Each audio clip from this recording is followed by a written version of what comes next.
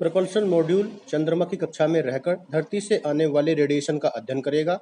Lander module की रीऑर्बिटिंग होगी, यानी उसकी कक्षा की ऊंचाई में और कमी लाई जाएगी। जब लैंडर चंद्रमा से 30 किलोमीटर की दूरी पर रह जाएगा तो उसके बाद उसकी स्पीड में और कमी होती जाएगी और उसके बाद आएगा वह ऐतिहासिक दिन जब भारत चंद्रमा को अपनी मुट्ठी में कर लेगा। 23 अगस्त की शाम को लैंडर चांद के धरती पर उतरेगा। जैसे जैसे 23 तारीख नज़दीक आती जा रही है, इसरो के वैज्ञानिकों की धड़कनें तेज होती जा रही हैं। पूरा देश उस समय का बेसब्री से इंतजार कर रहा है जब वैज्ञानिकों की कमांड पर लैंडर विक्रम को चंद्रमा के दक्षिणी हिस्से पर उतारा जाएगा और उसमें से रोवर प्रज्ञान बाहर आएगा। सीढ़ी के द्वारा रोवर प्रज्ञान उतारा जाएगा। उसके बाद प्रज्ञान चांद की सतह पर अपने प्रयोग करेगा। 14 दिन तक रोवर चांद पर ही घूमेगा और उस पर लगे कैमरों की मदद से चांद के बारे में अहम जानकारी इकट्ठा करेगा। चांद की सतह पर मिट्टी, पानी, रासायनिक तत्वों को देखेगा और चांद की बनावट को लेकर और भी कई नई जानकारियां भेजेगा। इसरो के वैज्ञानिकों ने 1 अगस्त की रात को स्पेसशिप को पृथ्वी की कक्षा से चंद्रमा की कक्षा की तरफ भेजा था।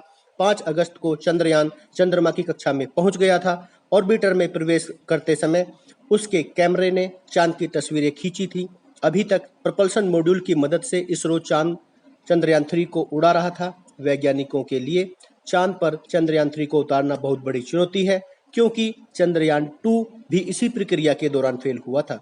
चंद्रमा की धरती से दूरी लगभग 4 लाख किलोमीटर है, जबकि मंगल की बात करें तो उसकी धरती से दूरी 3,390 लाख किलोमीटर है। लेकिन फिर भी स्पेसशिप की लैंडिंग चांद पर खतरनाक होती है, क्योंकि मंगल पर तो अपना वायुमंडल है, लेकिन चांद पर अपना कोई वायुमंडल ही नहीं है।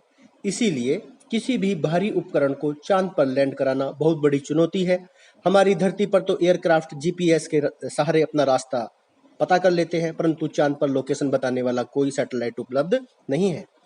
लेकिन फिर भी इस बार चांद को जीतने की पूरी उम्मीद है। वैज्ञानिक परीक्षण करने के लिए यह यान अपने साथ कई उपकरण ले गया है, जिनमें सीस्मोमीटर भी शामिल है, ताकि चांद पर उठने वाले भूकंप का पता लगाया जा सके, चांद की सतह के तापमान, वहां के वातावरण के बारे में पता लगाया जा सके।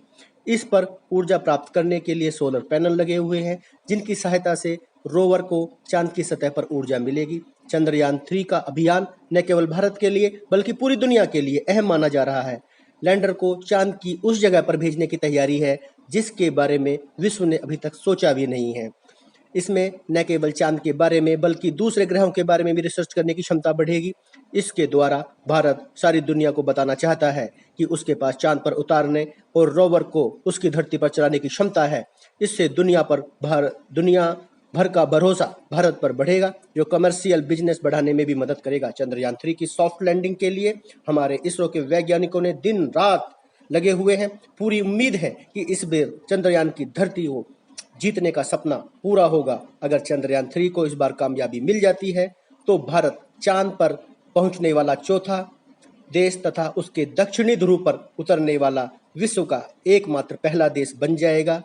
इसी के साथ आप सभी की उम्मीदों पर खरा उतरने के लिए हमारे इसरो के वैज्ञानिक दिन रात लगे हुए हैं और हमें पूरी उम्मीद है कि उनकी आशाएं फलीभूत होंगी और हमारा भारत, हमारे इसरो विश्व में अपना नाम करेगा। इसी के साथ जय हिंद, जय भारत।